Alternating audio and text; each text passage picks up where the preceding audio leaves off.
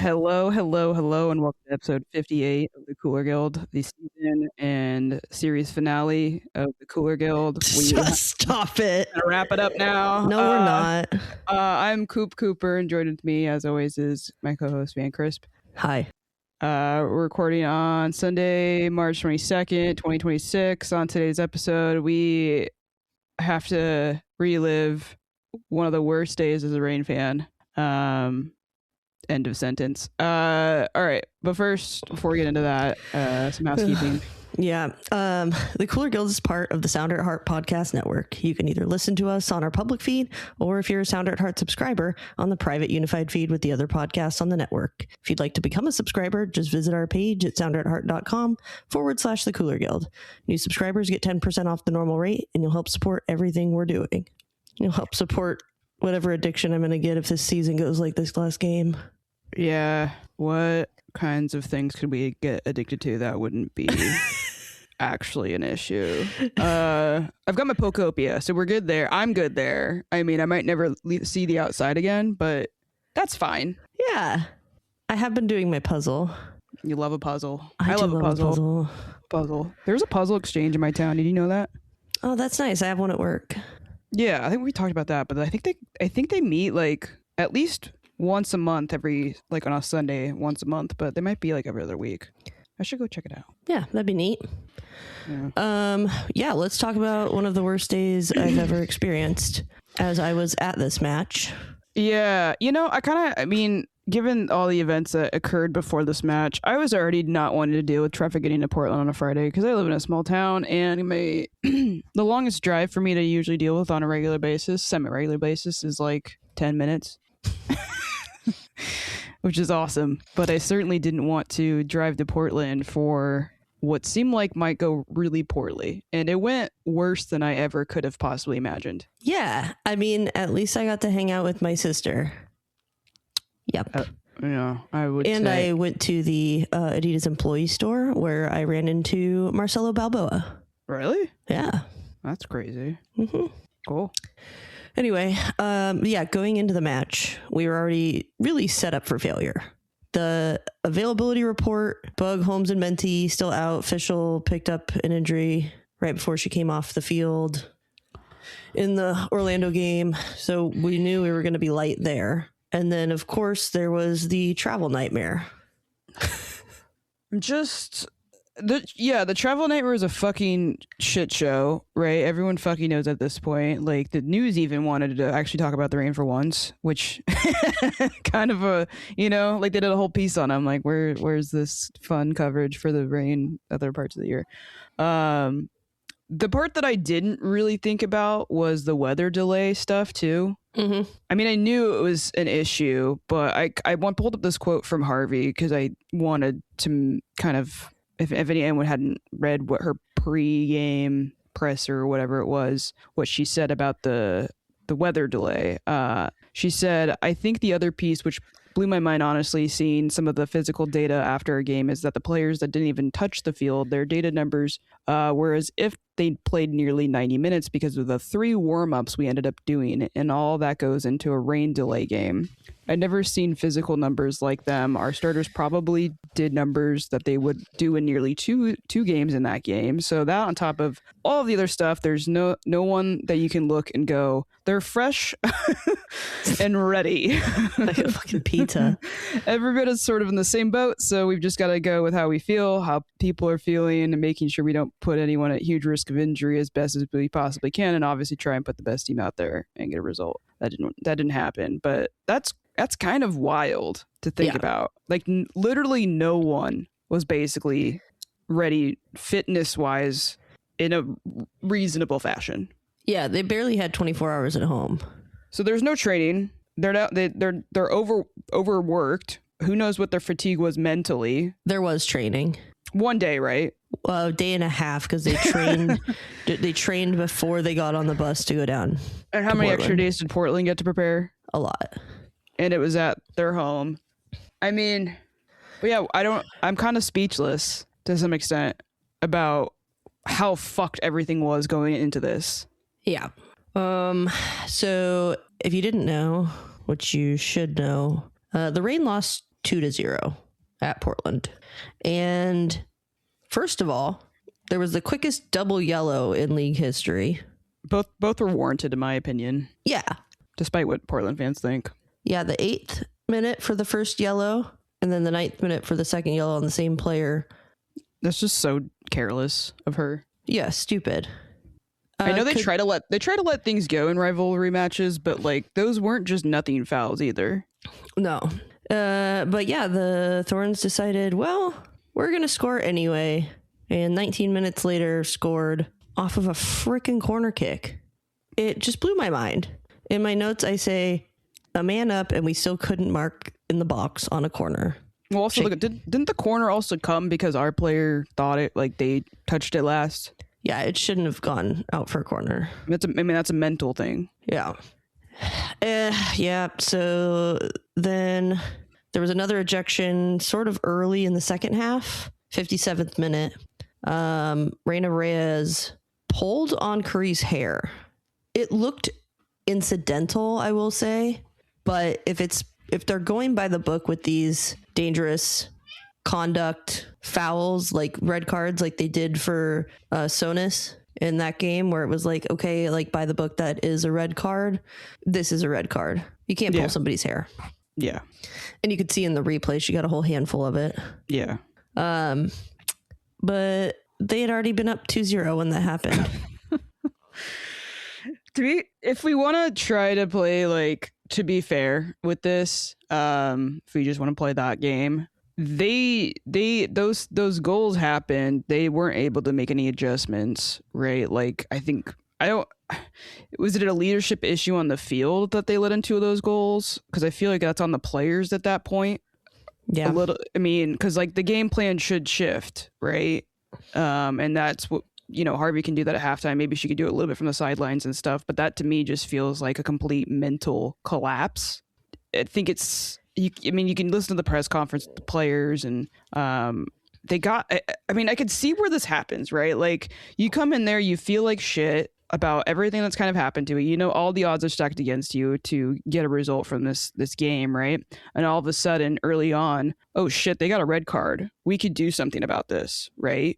We could actually maybe do something. We could get a point. Like we could go score a goal. You get 3 points. I don't know. We gotta hurry. We gotta hurry and try to do something. And then that's where everything went wrong. Which you don't have to hurry and get something done, because that player's gone for the rest of the game. Yeah, take your time. Pick them apart. They did take a lot of time. They took all of the time and didn't score. But to me, it felt just very bland. I felt like no one was a leader on the field. Yeah, it really felt directionless. And Fishlack was on the field, so I don't know. I don't get it. Sure, we can factor in everything that happened before the game leading up to this, and that sucks. But at the same time, like, that kind of collapse, being up 2 players, something went wrong, horribly wrong within the team itself. Yeah. And we talk about the vibes a lot. They were not good this game. No. And I think, like, as much as I don't want to blame, like, scapegoat the issue with the travel and the ability to be prepared or lack thereof, to me, that seems to be a huge issue. I don't think that you can say that wasn't an issue. We just didn't play well. We didn't do enough. No, you didn't do enough, but I don't think you were set up to do well. Mm-hmm. Sure. Would a great team overcome that and figure it out? Yes. This is not a great team to me. No, we've been pretty transparent about how we don't think that too. So yes, it played a factor in my opinion. How much of a factor, that is yet to be seen. Yeah. Yeah, there's just so much going on. Notable stats. I put this is a notable stat. This is the worst I've ever felt after a regular season game since the last away Portland match. I don't like this being a theme. Yeah. It's inexcusable. To me, I don't know. I know we've kind of been going through a rebuild, and, it's been so many years since we lost Rapinoe now that we need to find a spark of some inspiration about taking these rival games to like another level. Again, it's hard to like understand where this works though, given all of the circumstances that were part of this result. Pina was there too. Yeah. So was Lou Barnes. Yeah, I don't know. Nothing worked. They tried a whole lot of the same thing, hoping for a different result. It was dumb. It was dumb. It was incredibly frustrating to watch. Is that on the coach, do you think, at that point? In the second half, at least? I think that changes could have been made sooner. This is if you've been listening to the show for a minute, you'll know that this is a constant critique or question that I have, especially if like you're going to use that as a partial excuse to why the performance was so poor. Then why aren't you taking players out quicker? Players that didn't play 2 matches by the stats from last match, you know? Yeah. Put some fresh legs in there. But overall, I don't know. I mean, it's hard to prepare a team to be up 2 players. Especially a team with, as much as we had people come back this season, they still aren't very experienced. Yeah. And you train for man up moments, man down moments. Mm-hmm. 2 men, that's 2 women. That's something that rarely happens. Yeah. And then once they're up 2 goals, I mean, they can just sit back. Yeah. And everyone they back there had no answers to the low block, which isn't surprising because they've proved in the last season with minimal changes made to what we had on the field this game that they lack creativity in moments like that. Yep. I mean, so yeah, the one like close moment that we had was a free kick in the first half, and Coco took a free kick and Meza hit it first time. It made me and it went wide near post. Oh, and like that was a spark of, okay, maybe, you know, these 2 can figure it out. Mm-hmm. But that was pretty much about it. Yeah. You have anything else to say that worked for you? Nothing. Yeah, I have nothing. The only thing I wanted to put in here, I had to go rewatch the highlights. I will be honest, so I didn't get through the whole thing because I just got angry. But someone commented on the YouTube of the highlights for the rain. This is on the ring highlights. King Jolly Tofu posted, "Please take this down so I can forget about it." And that was the first comment on there. Yeah. And I'm like, yeah, I agree. Please take it down. I am trying to fully just forget about this match as quickly as possible, and I kind of hope the players do too. I mean, they need to take a lesson from it, sure, but this was fucking embarrassing. Yeah, this was the most shameful I've ever felt. To do that in Portland is just the part that I can't reconcile with. They'll never live this down. No, they'll never live it fucking down. If we went to like KC and this happened, I'd be like, oh fuck, you know. But like, we kind of know that Portland's also been hurting a little bit. Yeah, they have some great players, but they're vulnerable a little bit. And we go and this happens. Yeah. What didn't work? Everything. Pretty much. This game, here's I guess to make a talking point, because there is a lot that went wrong. I wanted to ask you, because you've played a bit more on teams and stuff. I don't really have as much experience with that. Do you think it's hard, like, because Just Fish, like, it kind of they played the little clip in the pregame stuff on Amazon Prime coverage or whatever, and it was just like, oh no, fatigue's not gonna affect us. This is my accent of Just Fish luck. We're not even tired. It's no big deal. Like, we're gonna be fine. It's not affecting us. Like, do you think it's harmful to just, like, I don't know, blindly act like that's actually true? Because, like, deep down, everyone's got to know they don't feel right. Yeah.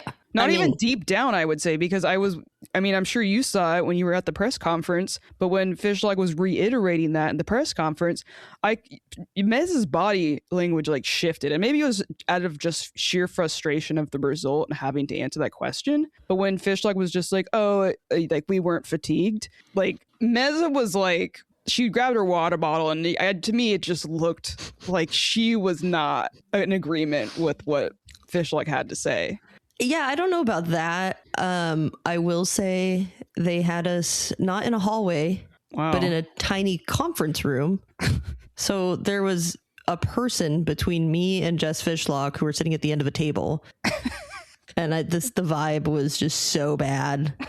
Halfway through their interview, I wrote, "They don't want to be here." Yeah. Yeah. Like, why?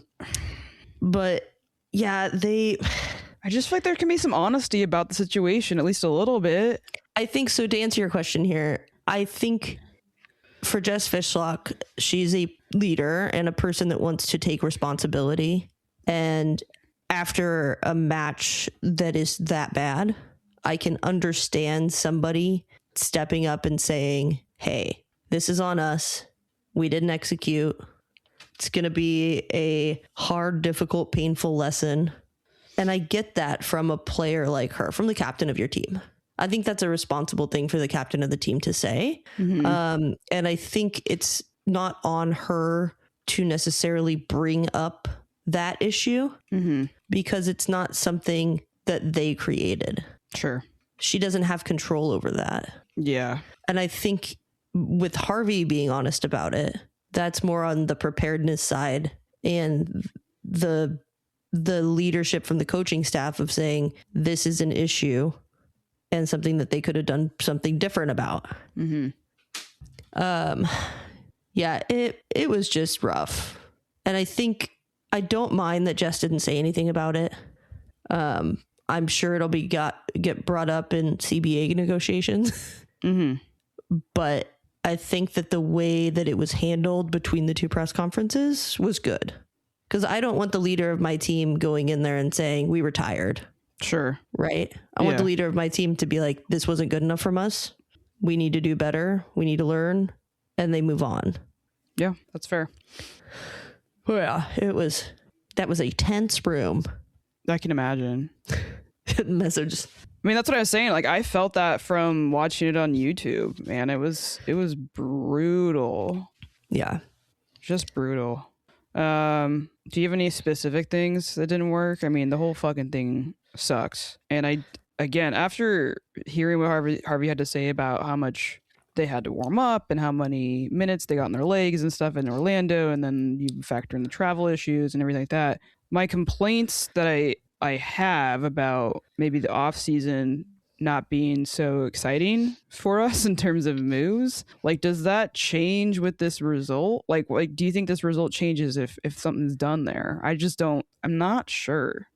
I mean, before the match, there was an announcement that we signed a short-term defender. Yeah. I like Keeley, but that's not a long-term solution. Why were they not prepared for that? That's a great question. Because we've known... I think that they had high hopes for Emily Mason. It hasn't worked so far, which is really a bummer. Yeah. Because it kind of needed to work. That's why I was so high on her, is because, like, if it just doesn't work, we're going to have fucking issues. And it's not working.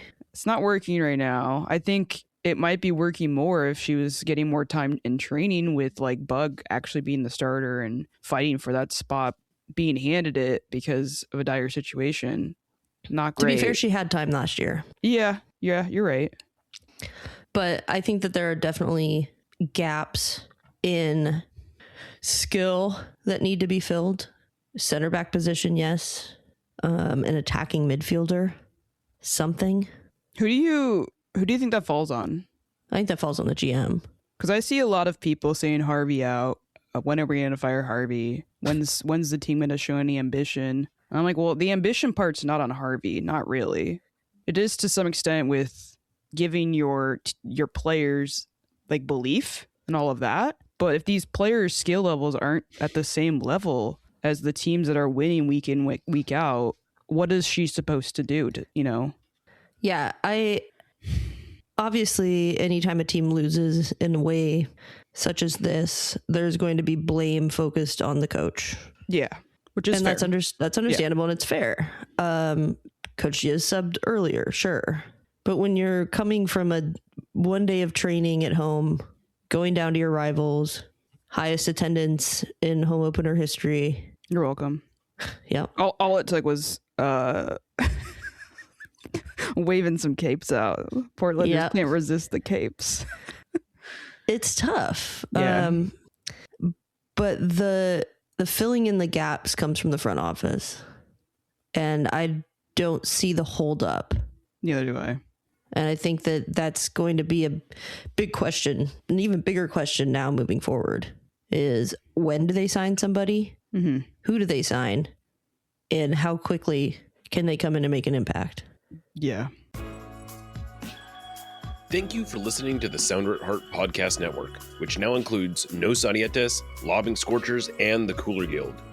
We've been independent since August of 2023, but need your support to make sure it continues.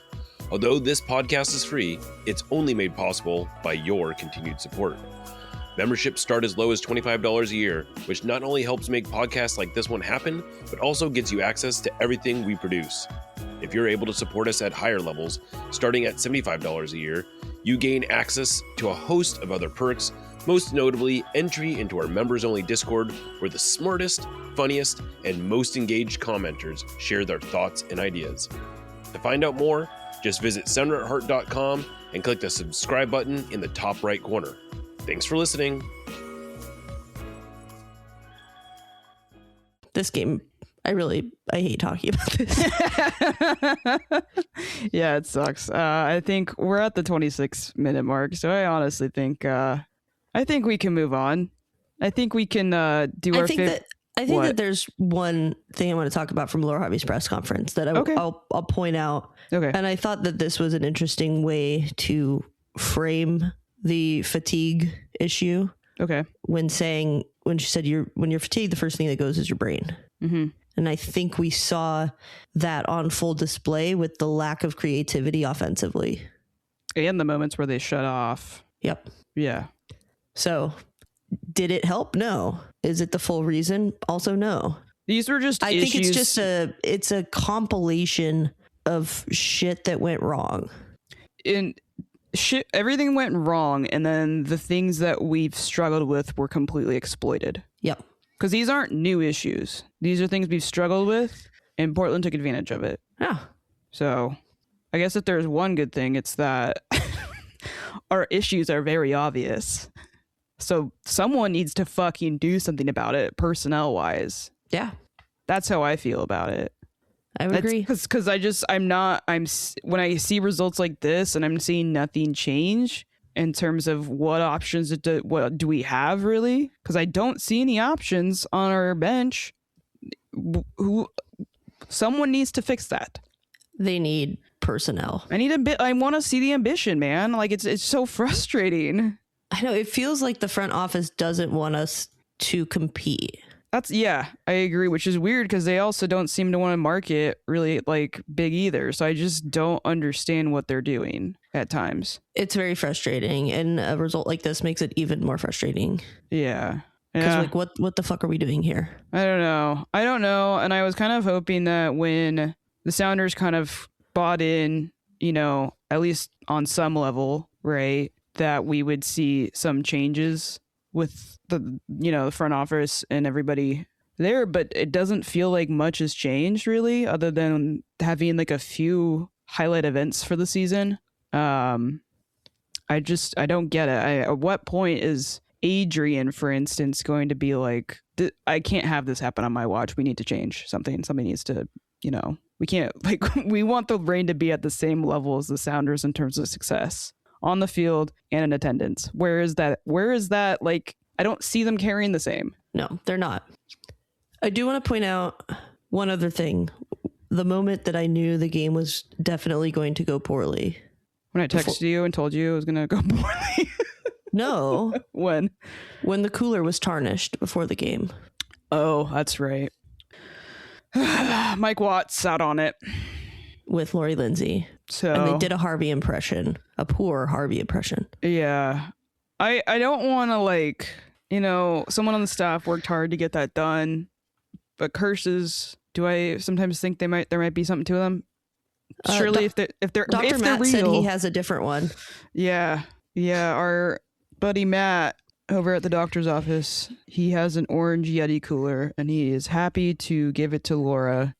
Full size one, everything. Happy to give it to Laura to just switch it out because, you know, well, I mean, we'll see what happens in the stretch of games. But if, you know, desperate measures need to be taken, why not start with the cooler at least? Yeah. Speaking of Dr. Matt, should we go on to our cooler player of the match? We didn't discuss this. I just put something in. No, that's fine. I read it. I was like, yep, sounds good to me. Okay. The cooler player of the match is brought to you by the Doctor's Office, a great little 12-seat bar on Capitol Hill. The owner is a big fan of the rain and is proud to be our very first sponsor. The cooler player of the match is the brief hope I felt after the first red. You know, I did look up and I was like, oh, wait a second. Maybe? Yeah, exactly. Yeah, no, I totally understand. That was a nice feeling. It was great. Mm-hmm. It was great. It was very short-lived. Yeah. I don't want to go back to these joke cooler player of the matches because we were filled of them. Yeah, we first were. season of doing this. I would rather that not happen. So please get it together. I have an honorable mention, and that honorable mention for this, it's not going to count towards the total. But the one player that I saw on the pitch that had a sense of urgency, was working hard, and could tell they were doing the absolute fucking best that they could, was Sofia Huerta. Wish she had more players around her. Yep. But anyway, yeah. Thanks again to our sponsor, the Doctor's Office. The Doctor's Office is the best place to grab a drink before or after a rain match, or really any time right now. Things are not good. Check out their Instagram at TDO Seattle, or better yet, go drink there in person. Cheers. Cheers. All right. I want to do final thoughts. For sure. I put two sections on this. Let's overreact and let's be reasonable with the question mark afterward. So let's overreact. What do you got? Final thoughts. There was quite a bit of overreaction. I wanted to burn it all down. I know Ron wanted to burn it all down. Mm-hmm. But that was really easy to do in the emotions post game, mid game even. Mm-hmm. But once I slept on it and had a chance to think, I mean, these are kind of extremely unusual circumstances, right? The schedules, we've really never had to deal with quick matches, playing our rival and all of that in such a short amount of time. The very beginning of the season, injuries, all of that. But the overreaction I think that is legitimate is, yeah, like we've talked about several times in this episode, we need fresh blood. We got to bring somebody in that can make a difference on this team. Yeah. Because we have some. Jordan Bug, right? Mm-hmm. Mia Fischel looked great in the first game. Mm-hmm. Those are game-changing players. They're both injured. You got to have more. Yeah. You look at teams that win the championship, they're stacked from top to bottom. Yeah. Not that I don't think the players that we have right now can't get to that level. They're not at that level, though. You need to have a balance. Yeah. We don't have that. We do not. So they better be looking and trying to sign somebody. Mm-hmm.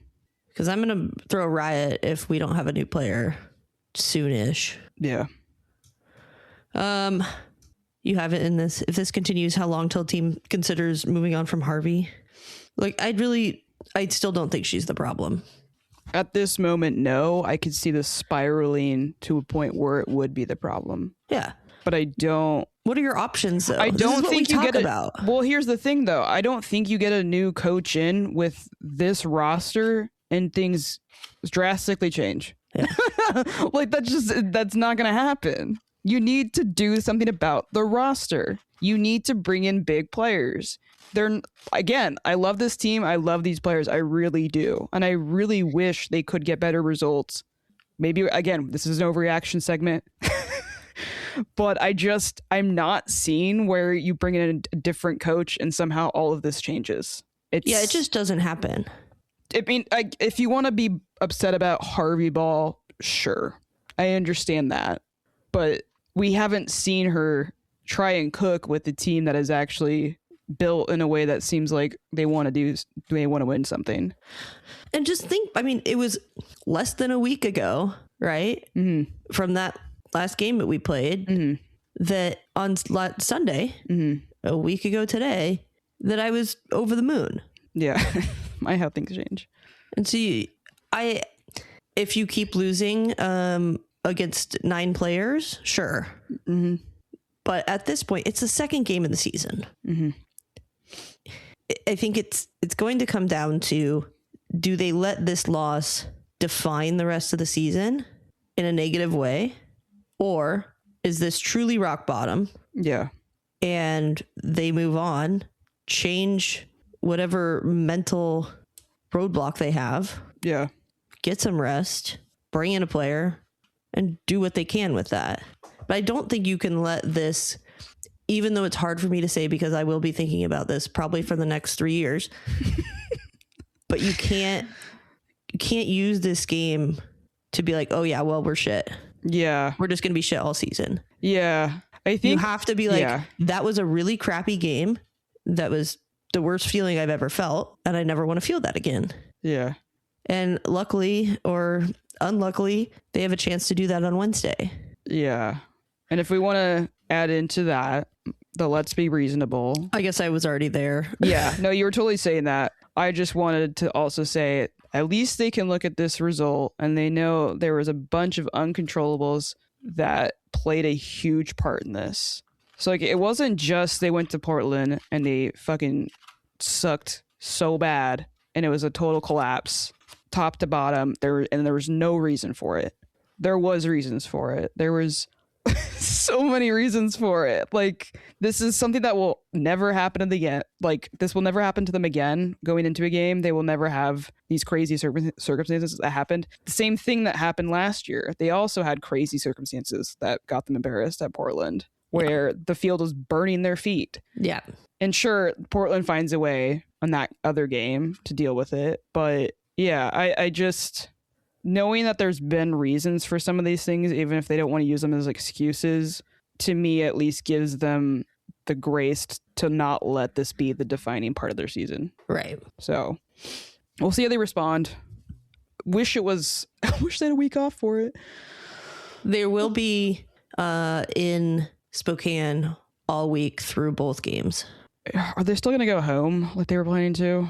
No, they're going to stay there between Wednesday and Saturday. Okay. And then they're coming back. Yeah. Okay. Should we quickly go over? I got to be honest, I didn't really watch the NWSL because I just decided, does soccer matter? Yeah, I had to unplug. Yeah. But the other results from around the league, Orlando tied Denver. Some of these results are kind of surprising. Louisville tied Washington 2-2. Houston blew out Boston, which 3-0. Gotham tied North Carolina 0-0. Mm-hmm. Bay lost to LA 1-3. Chicago today just beat KC 2-1. Just to really make us feel worse, too. Jordan Heidema scored the game-winning goal. I'm happy for her, though, to be clear. Yeah, exactly. Yeah. She's good for 3 a year, at least. Just had to say that. And then the Wave beat Utah 2-1. God, they're getting Macario. It's not fair. Ugh. All right. It's not fair. It's not fair. It should have been us. Okay, we'll move on to the next match. We'll make this a short episode. Do you think we have a chance of getting Sam Kerr? She's going to Boston, right? Oh, probably. That'd be a nice piece, though, wouldn't it? Yeah, it'd be sick. Her and Fischel. Ooh. Yeah, next match we got coming up so quickly. We're playing KC Kerr. The good news is KC just lost, and so I'm hoping we just keep them down. Just keep them down. But yeah, as Van said, this one's going to be at Spokane Stadium. First of 3 matches there. Is that 6 p.m. kickoff Wednesday? That's what you wrote. That's what I wrote. I think Susie miswrote it in the article, or someone miswrote it in the article. What time did it say on the Fought Mob? On the rain thing, it said 6. It's 6 p.m. Okay, I think I should probably tell Susie. Their article already went out. But she can adjust it for later. Yeah, 6 p.m. It'll be on Fox 13 Plus and NWSL Plus. And we do have extra days of rest compared to KC. Yeah. Well, we just had more time to sulk. Yeah. Things we want to see. What do you got? I don't know. Maybe score a goal. That'd be cool. Yeah. I think the injuries are still gonna be an issue. I need, you've kind of had this in here, but I need a reason to feel hope again. Yeah, I said a glimmer of all not being lost. Mm-hmm. Please do something. It's like poking it with a stick. Do something. Can it be done if we don't sign anybody or these injuries don't get fixed? I don't. That's what scares me. Yeah. I don't know. Because KC, I mean, yeah, there's a very good chance they're just going to come in here and make us look stupid. I don't know how this Spokane thing's going to go. It went well for the Sounders. Maybe we can channel some of that energy. Yeah, absolutely. The crowd was nice for the Sounders. I know that they seem to have a decent contingency of fans for their team that's actually there. That's the women's team. Yeah, we'll see what happens. Fuck. I'm going to the Saturday game. Did you find somewhere to stay? Yeah, there's a campground. Oh, cool. Sembuskin Camp. It's much cheaper than getting a hotel. Yeah, the hotels are not fucking cheap. And I probably won't want to be there for that long. So no, but we will see. Wednesday against Casey. Any shout outs? I'd like to shout out 2 former FC Olympia players, Sydney Stevens and McKenna Martinez, who both scored goals for their professional teams over the weekend overseas. Cool. Where are they playing? I can't pronounce the team names, so that's fair. It's a struggle. Is it like Norway or something? Sweden? Portugal? I'm just listing countries in Europe. McKenna's playing in Portugal. I was like, I thought one of them was playing in Portugal, like that you told me about. And Sid's playing in... Is she the one that has like biceps? No. Who's that? Sid's playing for Sligo Rovers. I don't know what that means. I'm not sure what country that's in. No. Must be cool to score goals. Yep. I wanted Ireland. She's playing in Ireland. Oh, okay. I was like, that kind of sounds a little... We Ireland. Oh. Jesus. I wanted to shout out, we have a fantastic person from Seattle right now on RuPaul's Drag Race who is maybe my favorite queen in like the last like 6 years of Drag Race. Jane Don't. The perfect name. And they did the makeover challenge this week. She's fucking crushing it, by the way. She is fucking killing every fucking challenge. She's like setting records for how fucking good she is. But this week's challenge was the makeover challenge, and her partner's name, Maybe Don't. That's good. It's really good. Yeah, but she's doing Seattle proud, which is something I need right now. Somebody better do it. So, at least one queen's doing it, right? Yeah, that's right. Oh, Jane is so good. Jane the photographer. Did you see the picture that Jane G posted on Bluesky? Oh, of the static hair? Yeah. What the fuck was that? I don't know. There's some weird shit going on in Portland, man. Isn't it Mercury in retrograde right now? I'm not the person to ask about that. Alex has been bringing it up. She's not usually the person that brings it up, but someone told her that, and now it's made everything make sense. So maybe we can just blame everything on that, unless it's not in retrograde anymore. In which case, we have serious issues. Yep. All right. You can go follow us. Oh, thanks. I guess we should thank our sponsor once again. Thanks again to our sponsor, the Doctor's Office. You can go follow us on Bluesky and Instagram at Cooler Guild Pod. You send us an email. Oh, we got some good emails too. We did get some emails. Did you see those? Yeah, I did. Yeah, if you just want to drive it home and how shitty the situation is for us, please do. Oh, I had to text Ron after the email he sent after the game because I was sitting there and I was like, I think I had just ordered a beer and a shot of whiskey. To keep them coming. And I was like, I can't do this right now, Ron. I texted him. Fuck. Yeah. You can also visit us at our main website, sounderetheart.com/the Cooler Guild. We're on YouTube all right now because shit's bad, but we'll get back up there soon. Also, there's a lot of fucking games coming up, so it's just really hard to get all these episodes going. But I think also, hot tip for the next episode, we're probably going to do 2 games in one since they're coming really quickly. unless somehow we blow out KC, in which I want to get on and talk about that. Yeah, maybe we'll go live on YouTube. But if it goes how I think it's gonna go, which is not well, we're probably just gonna save the KC stuff for the other game that's happening. Which who are we playing after that? Fuck, I really should have prepared more for this. We played Denver that first game? I feel like that's correct. Let's just double check though. Because there's it's Sporting. I got confused because it's Racing. Spokane. Yeah, Racing Louisville. So And then Denver's the next Saturday after that. oh my god, it's so brutal. Just what we needed after getting embarrassed. We're playing the 25th, the 28th, and the 4th, and then we have a good break. So if shit's really bad for a while, we can really take a good regroup.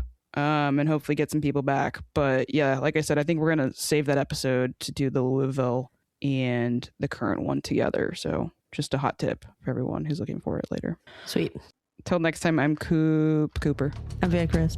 Stay cool, y'all. Stay cool.